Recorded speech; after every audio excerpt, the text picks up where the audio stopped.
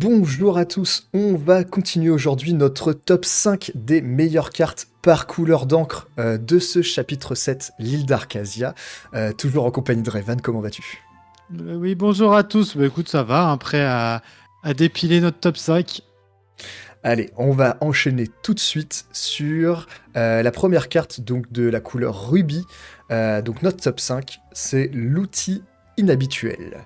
C'est un objet qui coûte 1, qui est ancrable, et lorsque il est banni, le prochain objet qu'on va jouer ce tour coûte 2 de moins. On va le voir qu'il y a une carte avec laquelle ça peut comboter plus tard. Mais voilà, c'est un objet qui, je pense, se verra jouer Ouais. puisque principalement il coûte 1 en fait. Et donc c'est pas mal. Il coûte 1 et il va être utilisé à bon escient, je pense. Moi, je vois deux cartes qui peuvent l'utiliser assez vite. Ok. Donc c'est notre On en top parlera 5. après. Les deux sont saphirs, donc on va pas s'attarder tout de suite. Tu vois. Voilà, on va dire les choses. C'est ça. Petit truc, c'est que bah du coup, on épuise Flavor Sham, on le, Par exemple. on le pète, et dès le tour 5, on peut jouer un sous-fétiche avec ça. Mine de rien. Ouais, mais après, est-ce que le sous-fétiche sera joué? Ah, je sais pas. Parce que déjà, on voit le sous-fétiche disparaître hein, petit à petit. Après, maintenant, avec toujours une carte saphir, il y a moyen de le jouer, de le rendre un petit peu plus viable. Ouais. Parce que du coup, si T5 on joue un sous-fétiche, T6 on joue un autre. Ouais. Et voilà. Mais bref, là on part dans la théorie de deck. Et du coup, l'outil inhabituel est un bon objet. Il va être très utilisé. En top 4. Le diamant, œil du diable. Bah, j'adore cette carte pour le coup. Voilà, c'est un personnage subit des dommages. Bon, on gagne 1. Ça me fait penser un peu à la flûte de Steelsong qui avait genre t'as le chapitre 2, chapitre 3 Chapitre et 2, qui ouais. dès qu'on chantait une chanson, pouf, on gagnait un de l'or grâce à ça. Donc là, on est dans la même mécanique, mais version dégâts. Donc moi, j'aime bien. Ça va bien se comboter avec les cartes qu'on va voir juste après, puisque clairement, les cartes rouges, les bonnes cartes rouges sont typées vers un deck précis, qui est Mhm. le rouge-gris. Et bah, cette carte-là demande qu'il y ait globalement du challenge, enfin des défis, donc ça fait gagner des éclats de l'or, c'est pas mal. Bah, Euh, après, cette carte-là, je voudrais juste ajouter un truc parce que je sais qu'on va pas. Enfin, je sais évidemment, je sais. On va pas en parler durant cette vidéo, mais il y avait un monde dans lequel ce diamant œil du diable était très fort avec la nouvelle reine de cœur. hmm. Parce qu'au moment où on joue un personnage, elle met un dégât sur le personnage qu'on joue. Et du coup, c'était assez gratuit. Ouais. Voilà, c'est tout ce que. Mais vu qu'on va pas en parler, je voulais Non, juste le dire elle tout est de pas dans suite. le top, ouais. Spoiler. Du coup, ça c'était notre top 4. En top 3, nous avons Mulan. Mulan qui coûte 7 ancrable, 5 d'attaque, 6 de Vylor pour 2. Elle est Alter 5, insaisissable. Donc des bonnes stats hein, pour un Alter 5. Et Mm. à chaque fois que ce personnage en défie un autre, vos autres personnages gagnent. Ce personnage peut défier des personnages redressés pour le reste du tour. Donc elle va apporter à nos autres personnages le fait de défier des personnages redressés, c'est plutôt fort. Et en plus de ça, on a un support d'alter plutôt intéressant côté rouge avec Mm. Mulan, qui coûte 4 non ancrables, 4-3 charge. C'est ça, du Donc chapitre 2, si je me rappelle bien. c'est possible. De toute façon, je la mettrai au montage. Mais plutôt intéressante cette Mulan. Parce que, Ouais, moi je suis d'accord avec toi et je vais juste aller un petit peu plus loin dans le pourquoi celle-là.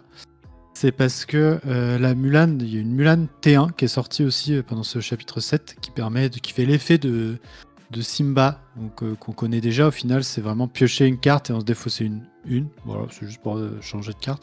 Et pourquoi celle-là est moins bien? Parce qu'en fait, on n'a pas envie de notre Mulan soit à l'attente du tour 1 et attendre le tour 5. On sait qu'elle va pas rester. Ou si elle reste, c'est vraiment coup de chance. Donc on préfère jouer une Mulan T4, quitte à ne pas utiliser le charge, ouais, mais d'altérer directement au tour 5 la Mulan. ouais. Voilà, je pense que c'est vraiment pour ça qu'il faut jouer la Mulan T4. Parce qu'en vrai, elle est non ancrable, et du coup, c'est quand même une non ancrable en plus dans le deck. Hmm.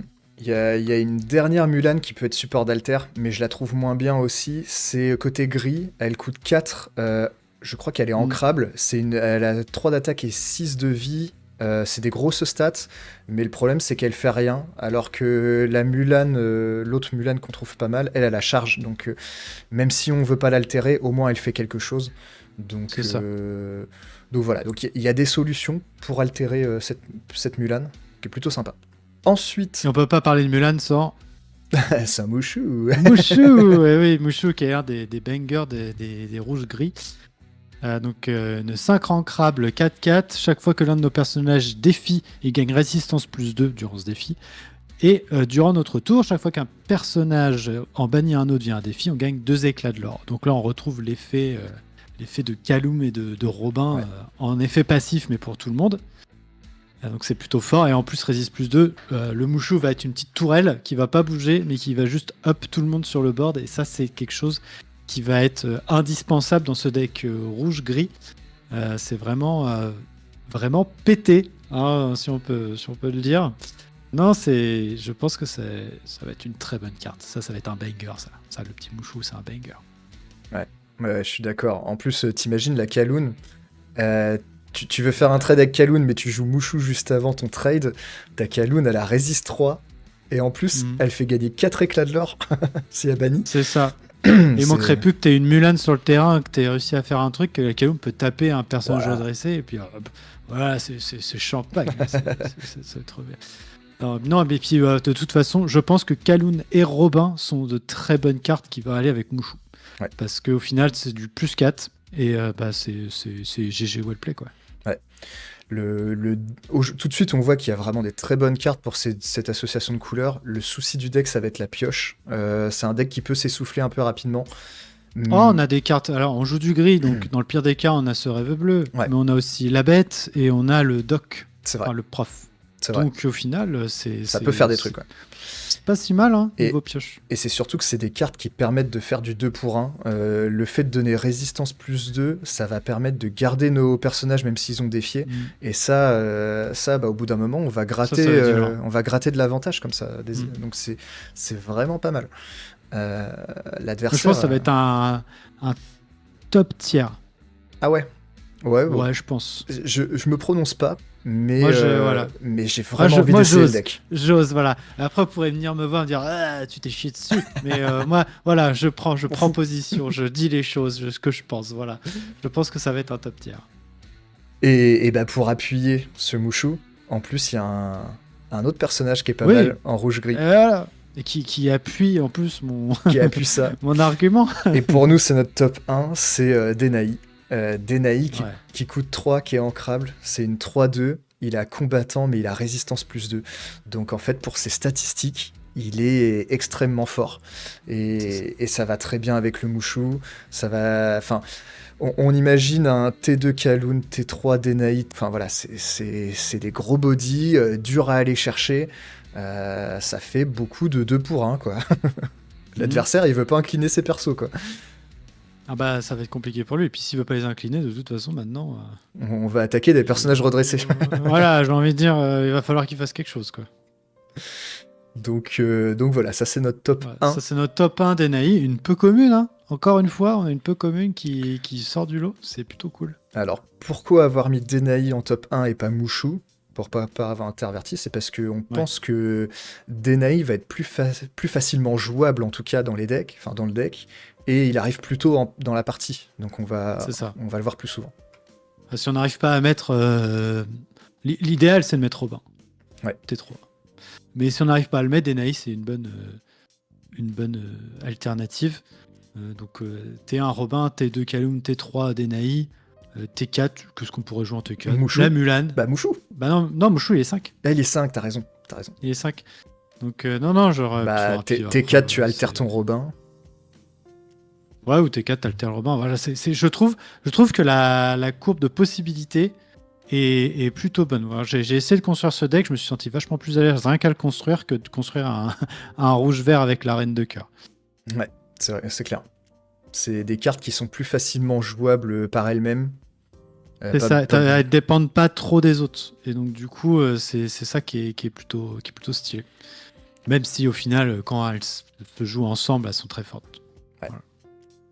Donc voilà, sacré top pour ce rouge, pour Ruby. Il y a des très bonnes cartes. Contrairement au set d'avant où Ruby avait eu juste que son petit Maui, petit entre guillemets. Mm. Et Raya, Là, il y avait Raya aussi. ouais, il y avait Raya aussi. Je trouve que là, Ruby, ils ont eu un bon up. Ouais, c'est clair. Mais orienté sur un deck qui est le rouge-gris. C'est ça, voilà, qui est le rouge-gris par contre. Bah écoute, on va passer à Saphir. Yes. Et notre top 5 de Saphir est la berceuse d'Atohalan. Je n'arrive pas à le prononcer, je suis désolé. C'est une chanson 5 ancrable. Et on peut récupérer 2 cartes de notre défaut et les mettre dans notre réserve, donc face cachée. C'est plutôt une bonne carte parce que en fait c'est une chanson, donc on va la chanter. Ça, je pense, c'est une carte qu'on va pas jouer comme ça, mais on va vraiment la chanter. Mais que dès qu'on la chante une fois, on se fait un +2 pour le tour d'après et c'est plutôt fort. Ouais. Je vois plus ça dans un bleu-gris parce qu'on a pas mal d'Alter 5 qui peuvent se jouer un peu tôt, quoi. Et puis récupérer des actions. C'est pas mal. On veut pas forcément faire ça dans un bleu-rouge, par exemple. Si on joue des actions avec Maui, on veut les laisser dedans, en fait. Faut vraiment un deck qui n'a pas besoin de sa défausse. De sa défausse, j'allais dire cimetière, merci. De sa défausse pour pouvoir recycler. Moi, je suis plutôt enjoué par cette carte. Il y a un monde où elle serait peut-être pas trop jouée, c'est si ça se curve pas bien, s'il n'y a pas assez de place dans le deck. Mais c'est pour ça qu'on l'a mis en top 5. Mais ça reste solide. Si on arrive à la jouer T3... en tout cas, c'est pas une mauvaise carte, ça c'est sûr. Donc voilà, pourquoi on la met dans notre top 5. Et en plus, c'est une chanson que j'adore. Je la chante même à ma fille, tu vois, des fois. C'est beau. C'est beau. Et là, il y a l'enchantée en plus de cette carte-là. Oui, elle a le droit à une enchantée. Donc voilà. Du coup, double raison d'être là. Donc ça, c'est cool. On passe au top 4. Spirale de Saphir. C'est un objet qui coûte 2, qui est ancrable. Durant votre tour, chaque fois qu'une carte est placée dans votre réserve d'encre, vous pouvez choisir un personnage et il subit -2 d'attaque pour le reste de ce tour. Donc ça fait forcément penser au bloc de glace.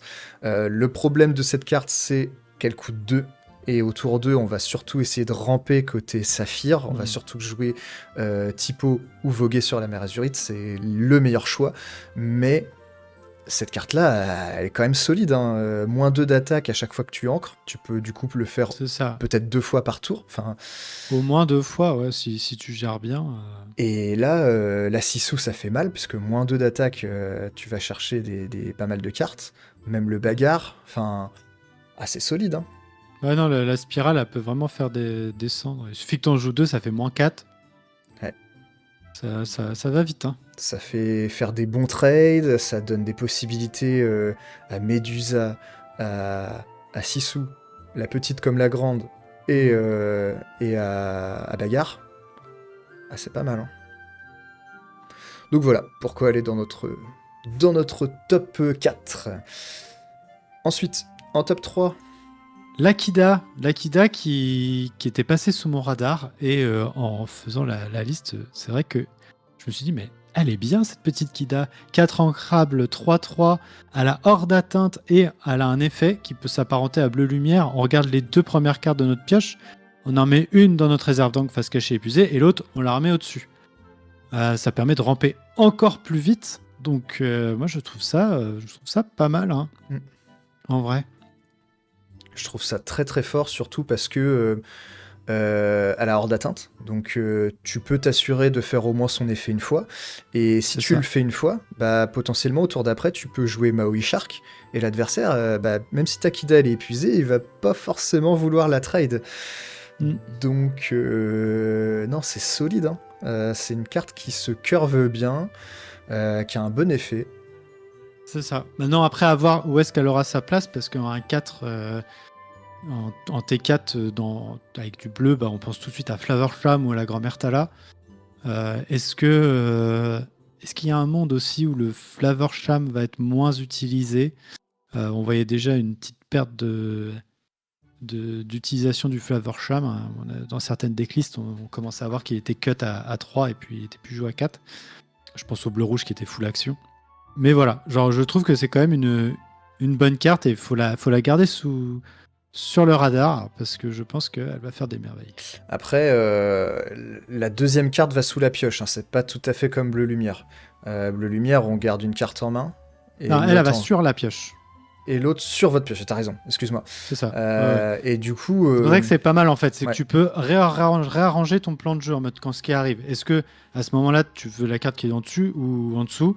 Et puis au final, celle que tu veux pas, c'est pas comme si tu la remettais en dessous et que tu dis bon bah j'ai juste réarrangé le truc. Non, c'est que tu vas avoir la carte que tu veux et en plus tu as ajouté une encre. T'as rampé, ouais. Et c'est ça que je trouve fort. Ouais. Donc intéressant, est-ce que ça va remplacer Grand-Mère Tala peut-être? On sait pas où s'ajouter. En fait, Grand-Mère Tala te fait un +1 en main. Kida te fait un +1 en encre. En encre. Et réarranger la pioche. Grand-Mère Tala, son avantage c'est qu'elle le fait direct. Ouais. Par contre.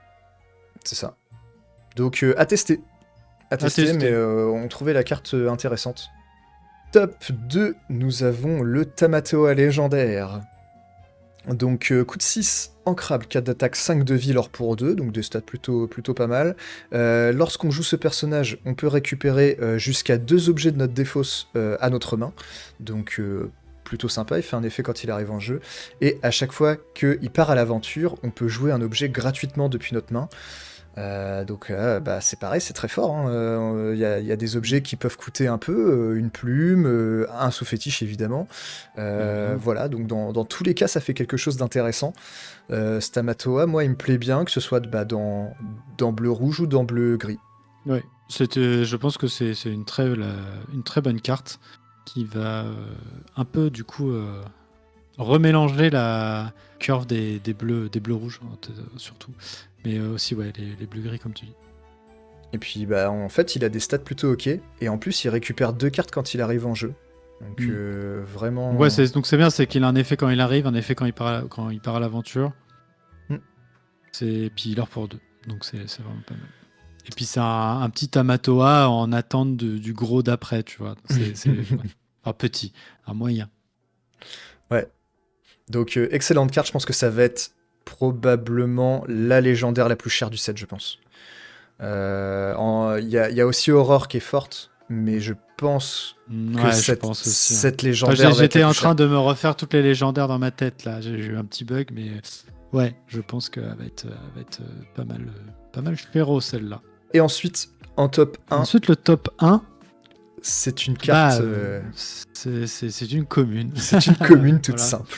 Voilà, toute simple, sans prétention.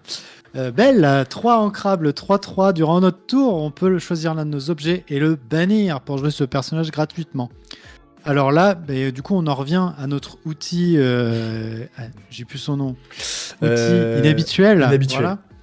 Un outil inhabituel qui nous permet, si cet objet est banni, de jouer le prochain objet pour 2 de moins. Donc au final, T1, on peut jouer l'outil, jouer la belle directement et rejouer un objet qui coûte 2 max. Et genre le combo plaît énormément. Ça, il n'y a aucun doute là-dessus. Et en plus, c'est l'objet qu'elle a au niveau de l'artwork. Évidemment, donc il y a un truc, tu vois, genre ils le savent, tu vois. C'est du designé pour. C'est ça. Et donc T1, un body qui a 3-3, c'est vraiment très fort, hein, on va pas se le cacher. Et franchement, moi j'ai vraiment envie de tester ce deck objet belle inventrice, inventeur. Ça va être...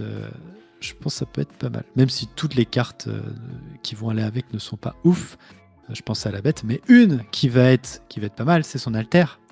Ouais, elle est associée aussi à une autre carte pour le bleu-rouge, l'alter. C'est ça.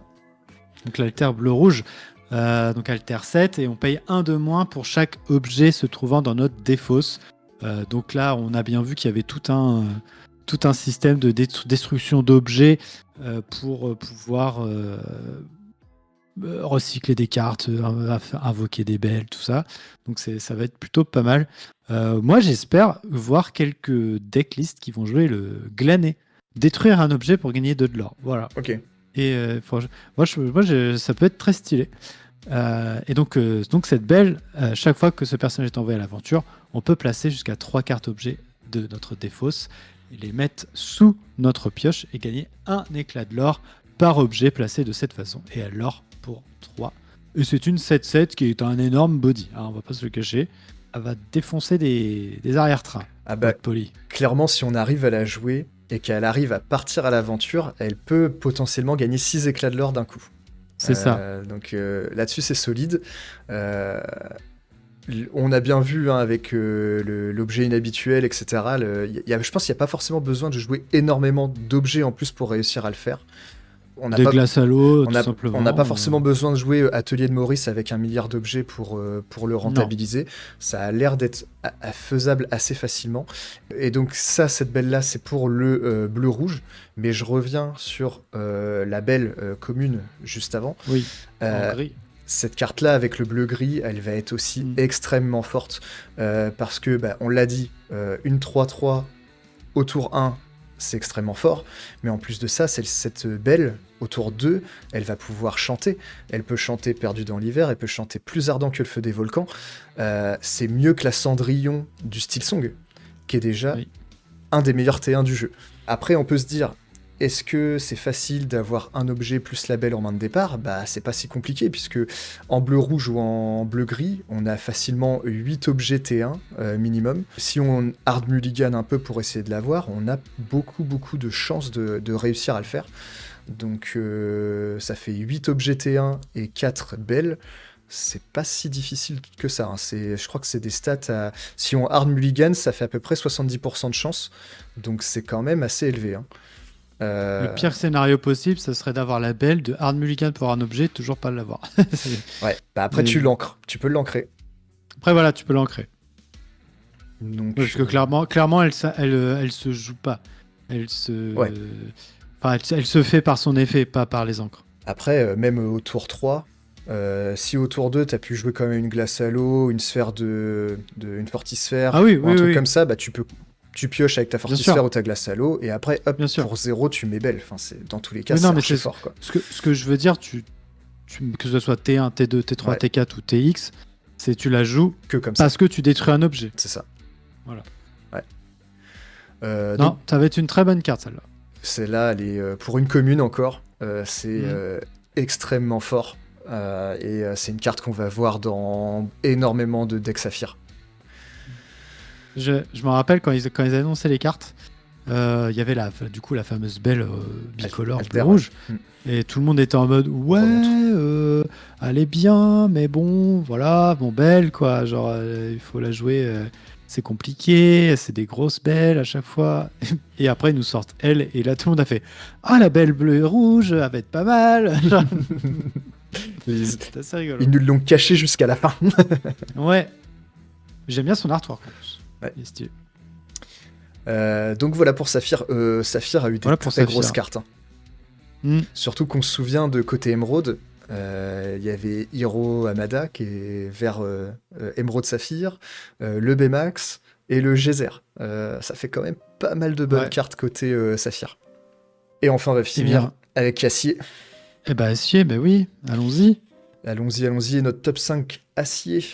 Dame Gertrude. Donc c'est un personnage qui coûte 5 en crabe, 2 d'attaque, 7 de vie, or pour 1, il a rempart, enfin elle a rempart, et hors d'atteinte. Donc en fait c'est tout simplement un gros pâté, difficile à gérer pour l'adversaire.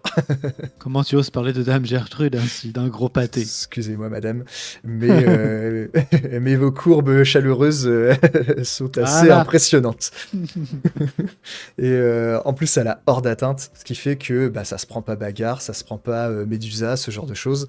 Donc pour aller la gérer, c'est pas simple. Ça fait penser un peu à Chienpo, qui était déjà pas mal joué. Voilà, intéressant. Il était pas hors d'atteinte, lui. Non, il est pas hors d'atteinte Chienpo, mais il avait plus d'attaque. Il avait plus d'attaque. Ouais. Non, très bonne carte, cette Dame Gertrude. Très bonne carte à regarder bien de près.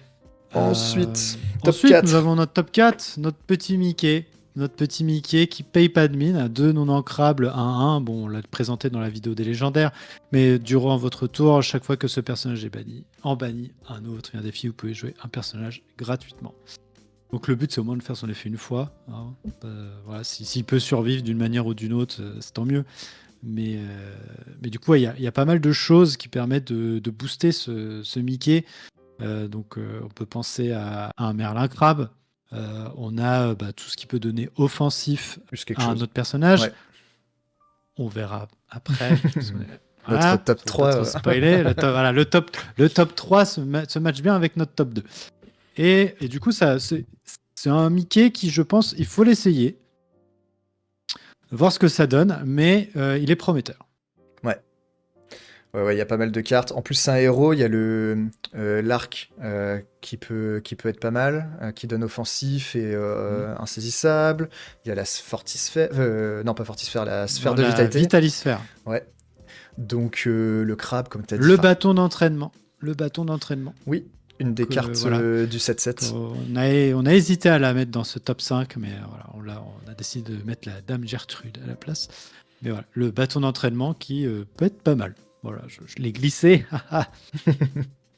Donc voilà, il y a des choses à faire avec ce Mickey, il faut le tester. Ça peut fonctionner. C'est pour ça qu'on l'a mis dans notre top 4. Mais en top 3, il y a bien une carte qui peut l'aider à briller, ce Mickey. C'est ce Jafar, aspirant souverain. Il coûte 3, ancrable, 3 d'attaque, 2 de vie, l'or pour 2. Donc des stats plutôt ok pour un tour 3.